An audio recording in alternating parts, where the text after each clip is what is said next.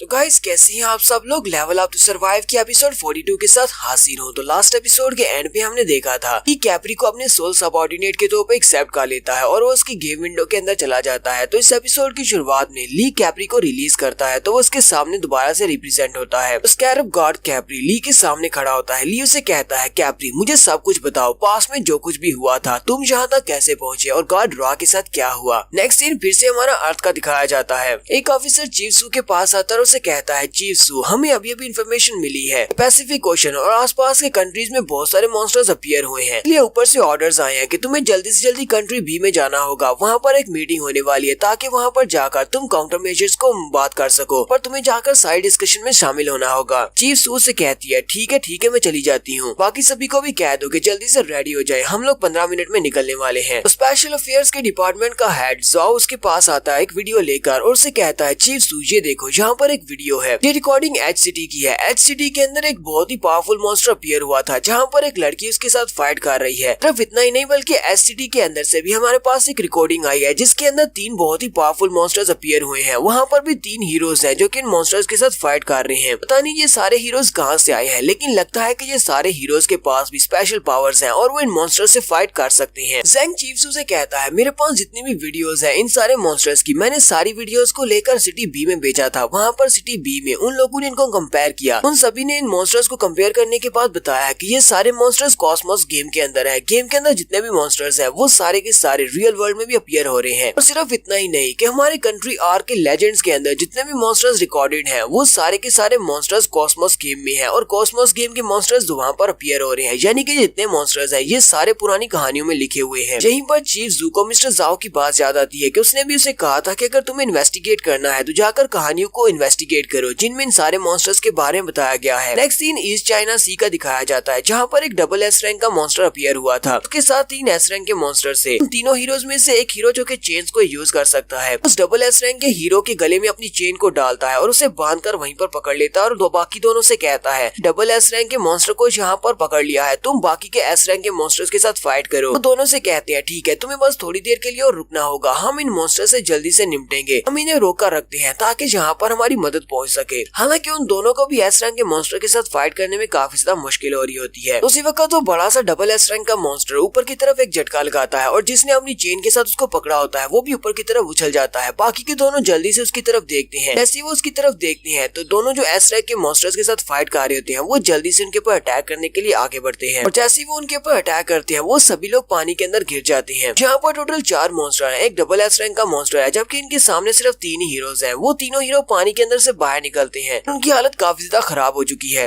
वो भी अब यही कह रहे होते हैं कि हम लोग इन डबल एस रैंक के मॉन्स्टर और एस रैंक के मॉन्स्टर से फाइट नहीं कर सकते, आखिर हमारी रीइंफोर्समेंट यहाँ पर पहुंच ही नहीं रही। दूसरा फाइटर उसे कहता है, हम लोग इन्हें एस सिटी के अंदर जाने नहीं दे सकते क्योंकि अगर ये सिटी के अंदर चले गए तो बहुत सारे लोग मारे जाएंगे, हमें इन्हें यहीं पर रोकना होगा। उसी वक्त एक मॉन्स्टर जल्दी से उनके ऊपर अटैक करने के लिए आगे बढ़ता है। जैसे वो उनके ऊपर अटैक करने लगता है उसी वक्त वहाँ पर रीइंफोर्समेंट आ जाती है। वहाँ पर एक बहुत ही पावरफुल हीरो आता है जो कि अपनी तलवार को यूज करते हुए उस बड़े से मॉन्स्टर को अपने आइस क्रिस्टल में जमा देता है और बाकी सभी से कहता है, इनको मेरे ऊपर छोड़ दो, मैं खुद इनको संभाल लूंगा। उसका नाम चीफ फू हाई जूसी होता है। तो उनका चीफ फू हाई वो काफी ज्यादा पावरफुल हीरो है। वो बड़ी स्पीड के साथ अपनी तलवार को निकालता है और उन सारे मॉन्स्टर्स के ऊपर स्लैशेस लगाते हुए आगे गुजर जाता है। तो जैसे वहाँ से आगे गुजरता है सारे के सारे मॉन्स्टर एक बहुत ही पावरफुल आइस क्यूब्स के अंदर ट्रैप हो जाते हैं और वहाँ से वो निकल नहीं पाते। वो उन सभी को आइस क्यूब्स में ट्रैप कर देता है जो कि उसकी स्पेशल क्लीव मैजिक है। नेक्स्ट सीन फिर से हमारा डेजर्ट का दिखाया जाता है। ली कैप्री से कहता है, मुझे सब कुछ बताओ कि गॉड रॉ के साथ ये सब कुछ कैसे हुआ और तुम यहाँ पर कैसे पहुँचे। कैप्री ली से कहता है, हमें इस कहानी को तकरीबन 10,000 साल पहले से स्टार्ट करना होगा जब हमारी इस दुनिया में इविल गॉड मॉर्फियस अपीयर हुआ था। ये उस वक्त की बात है। कैप्री उसे यहाँ पर कहानी सुनाना शुरू करता है। वो उसे कहता है, टाइटन्स की बैटल्स के बाद दुनिया के ऊपर अभी भी इंसान थे, लेकिन तीनों गार्ड्स में ज़्यूस, हेडिस और पोसाइडन थे। वो सभी लोग इस बात से बहुत ज्यादा नाखुश थे क्योंकि इंसान दुनिया के ऊपर जो गार्ड्स थे जिन्होंने उनकी हेल्प की थी, ये हाफ गार्ड थे, उनकी पूजा करना शुरू कर दी। इस वजह से वो तीनों गार्ड्स बहुत ज्यादा गुस्सा थे, वो इंसानों को सजा देना चाहते थे। इसी वजह से उन्होंने एक इविल गॉड मॉर्फियस को समन किया जिसे उन्होंने हेल की अबिस के अंदर से बुलाया था। वो एक बहुत ही पावरफुल इविल गॉड था और उसके बाद उसे इस दुनिया के ऊपर भेज दिया ताकि वो इंसानों को सजा दे सके। लेकिन उन तीनों के इस एक्शन की वजह से बाकी जितने गार्ड थे वो इस बात से जरा भी खुश नहीं थे। जैसे कि हमारे गार्ड रॉ, इसके अलावा बुद्धा के गार्ड, हीवनली फादर और गार्ड इजानामी, ये चारों गार्ड इस बात से बहुत ज्यादा नाखुश थे और वो इनके फैसले के खिलाफ थे, लेकिन फिर भी वो इनके खिलाफ कुछ भी नहीं कर सकते थे क्योंकि उन्हें पता था कि अगर वो इन तीनों गार्ड्स के खिलाफ जाएंगे तो एक जंग छिड़ जाएगी और गार्ड्स आपस में फाइट करना शुरू कर देंगे। इसी वजह से बाकी के गार्ड्स ने भी सबके खिलाफ कुछ भी नहीं किया, लेकिन इन तीनों गार्ड्स में से गार्ड हेडिस के एम्बिशंस बहुत ज्यादा बड़े थे। वो यहाँ पर सिर्फ इतना करके खुश नहीं था, उसने गार्ड रा, बुद्धा के गार्ड, ईसा नामी गार्ड और हीवनली फादर इन तीनों को 3 अलग अलग जेलों में बंद कर दिया। हमारे गार्ड रा को उसने लाटोनाया में बंद किया, बाकी के दोनों गार्ड्स को टार्टरस और गुइजू में बंद किया। उसने अपनी पावर्स को यूज करते हुए इन गार्ड्स को वहाँ पर सील कर दिया, बहुत ही पावरफुल सील्स के साथ। कैप्री ली से कहता है, मैंने हजारों साल सफर में लगा दिए, मैं एंडलेस सी को पार करते हुए फाइनली लाटोनाया में पहुंचा। लाटोनाया में मैं इसलिए आया हूँ क्योंकि लाटोनाया में यहाँ पर किसी ऐसी जगह के ऊपर एक गार्ड रा को सील किया गया है, मैं उनको दोबारा से यहाँ से रिलीज करवा सकता हूँ। ली कैप्री से कहता है, तो क्या तुम्हें इस बारे में पता है कि हेडिस यहाँ पर इंसानों को लाटोनाया डेजर्ट में क्यों टेलीपोर्ट करता है, वो इंसानों को यहाँ पर क्यों लेकर आ रहा है। कैप्री से कहता है, उसके यहाँ पर तुम इंसानों को लाने का मकसद सिर्फ यहाँ के मॉन्स्टर्स के लिए खाना प्रोवाइड करना है, क्योंकि यहाँ पर उन्होंने गार्ड्स को सील किया हुआ है और यहाँ पर उन्होंने मॉन्स्टर्स को उनके पहरेदारी पर रखा हुआ है। उन सारे मॉन्स्टर्स को खाना प्रोवाइड करने के लिए तुम इंसानों को यहाँ पर लाया जाता है ताकि वो मॉन्स्टर्स का खाना बन सके। ली कहता है, तो फाइनली मैंने लाटोनाया डेजर्ट की मिस्ट्री को रिवील कर ही लिया है, लेकिन मेरे पास अब पहले से भी ज्यादा सवाल है। कैप्री को मेरी बॉडी के अंदर से रा की पावर क्यों महसूस हो रही है? मेरे पास जो पावर्स हैं वो तो मेरे पास हेसियोड से आई है, इन सब का ताल्लुक मेरी एलिमेंटल कियोस पावर के साथ तो नहीं है। ऐसा तो नहीं है कि मेरा ताल्लुक गार्ड रा के साथ हो सकता है। ली कहता है, अगर मुझे मेरे सारे सवालों के जवाब चाहिए तो मुझे लगता है कि पहले मुझे कैप्री के टेम्पल को ढूंढना पड़ेगा, वहाँ से गार्ड रा को ढूंढकर उससे ये सारे सवाल पूछने पड़ेंगे। ली उनसे कहता है, अभी हमें बहुत ही दूर जाना है, चलो जल्दी से चलना स्टार्ट करते हैं क्योंकि अभी तो 8 घंटे और चलना पड़ेगा। कैप्री उसे कहता है, मास्टर मेरे पास एक तरीका है, हम लोग जल्दी से वहाँ पर पहुँच सकते हैं। साथ ही वहाँ पर अपने आप को ट्रांसफॉर्म कर लेता है। जैसे वहाँ पर अपने आप को ट्रांसफॉर्म करता है वो एक बड़ा सा बीटल बन जाता है। लूका भी उसे देखकर बहुत ज्यादा खुश हो जाती है, वो एक बड़ा सा गोल्डन बीटल बन जाता है। विंडो ओपन होती है और ली को बताया जाता है कैप्री अपनी फार्म को ट्रांसफॉर्म कर सकता है, वो भी एक बड़े से बीटल में, जिससे वो उड़ भी सकता है। ली कहता है, तो ये एक बड़े से बीटल में भी चेंज हो सकता है, ये तो बहुत ही अच्छी बात है, अब हम लोग बड़ी जल्दी उड़कर वहाँ पर पहुँच जाएंगे। कैप्री ली से कहता है, प्लीज मास्टर जल्दी से मेरे ऊपर बैठ जाए। ली जल्दी से जंप करते हुए इसके ऊपर बैठ जाता है और वो उड़ना स्टार्ट करता है। ली कैप्री से कहता है, चलो ठीक है कैप्री, उड़ना स्टार्ट करो, हम लोग बहुत ही जल्दी टेम्पल ऑफ कैप्री में पहुंचेंगे और जाकर गार्ड रा को आजाद करवाएंगे। नेक्स्ट सीन फिर से अर्थ का दिखाया जाता है। एक वॉच टावर के ऊपर प्रेसिडेंट किन खड़ी होती है, जबकि फुहाई उसके पास आता है और उसे कहता है, प्रेसिडेंट किन ने उन सारे मॉन्स्टर्स को तो संभाल लिया है, लेकिन हालात बहुत ज्यादा खराब होते जा रहे हैं। अगर हमने जल्दी से जल्दी इसका कोई ना कोई हल नहीं निकाला तो इस दुनिया के ऊपर जितने भी इंसान है वो सारे के सारे मारे जाएंगे, कोई भी जिंदा नहीं बच पाएगा। प्रेसिडेंट किन उसे कहती है, तुम्हें सिर्फ अर्थ की फिक्र हो रही है, मुझे लगता है कि अगर इसी तरह चलता रहा तो लाटोनाया के अंदर जितने भी लोग हैं, कॉस्मोस गेम के अंदर जितने भी लोग हैं वो सारे के सारे भी मारे जाएंगे, कोई भी नहीं बच पाएगा। वो हाई भी उसकी बात सुनने के बाद खामोश हो जाता है। फिर साथ ही वो अपने पास से एक विंडो ओपन करते हैं। प्रेसिडेंट किन जल्दी से जंप करते हुए उस विंडो के अंदर चली जाती है जो कि उसने पोर्टल ओपन किया था और कहती है, हेडिस की आर्मी बेरगमा तक पहुंच चुकी है, बहुत ही जल्दी वो पूरे के पूरे लाटोनाया को भी इसके अंदर कवर कर लेंगे, हमें कुछ ना कुछ तो करना ही पड़ेगा। नेक्स्ट सीन फिर से हमारे लाटोनाया डेजर्ट का दिखाया जाता है। ली अपने बीटल के ऊपर उड़ता हुआ टेम्पल के काफी ज्यादा करीब पहुंच जाता है। ली हेसियोड से कहता है, अंकल क्या तुम्हें अभी भी कुछ याद नहीं आ रहा? क्या इस टेम्पल को देखकर भी तुम्हें कुछ याद नहीं आ रहा? हेसियोड से कहता, हाँ मुझे अभी भी कुछ भी याद नहीं आ रहा, मेरे पास कोई भी मेमोरीज नहीं है। ली भी उसकी बात सुनने के बाद हैरान होता है और कहता है, इसकी मेमोरीज तो कम्प्लीटली वाइप आउट हो चुकी है, यानी कि इसके पास कभी मेमोरीज थी ही नहीं। मैं तो इसको याद दिलाने की कोशिश कर रहा हूँ, लेकिन इसे तो ये भी नहीं पता कि ये था कौन। ली उसके कंधे पे हाथ रखता है और कहता है, तुम्हें परेशान होने की जरूरत नहीं है, हम लोग बहुत ही जल्दी तुम्हारे लिए भी कोई हल निकालेंगे। ली के पास विंडो ओपन होती है और उसे कहा जाता है कि तुम लोग टेम्पल पर पहुंच आए हो, तुम्हारे सामने ही टेम्पल ऑफ कैप्री है। ली कहता है, तो हम लोग फाइनली यहाँ पर पहुंच आए। वो कैप्री से कहता है, कैप्री चलो यहीं पर नीचे उतर जाओ। कैप्री उसे वहीं पर नीचे लैंड करवा देता है। जबकि उसी वक्त एगोलिस को भी महसूस होता है। एगोलिस कहता है, मुझे स्मेल आ रही है, लगता है कि वो बंदा यहाँ पर आ चुका है, उसके पास कियोस एलिमेंट की पावर है। ली और कैप्री वहाँ पर उतरने के बाद ली कैप्री की तारीफ करता है और उसे कहता है, तुम्हारा बहुत बहुत शुक्रिया, तुमने बहुत ज्यादा मेहनत की है। कैप्री उसे कहता है, मास्टर मैं तो यहाँ पर सिर्फ अपने मास्टर की हेल्प कर रहा हूँ। तो ली उस टेम्पल के एंट्रेंस की तरफ देखता है और कहता है, तो यही वो टेम्पल ऑफ कैप्री है, मुझे बस यहाँ पर अंदर जाना है और जाकर नेब्रोस को हराना है, उसके बाद मैं वापिस अपने घर जा पाऊंगा, अपनी असली दुनिया में।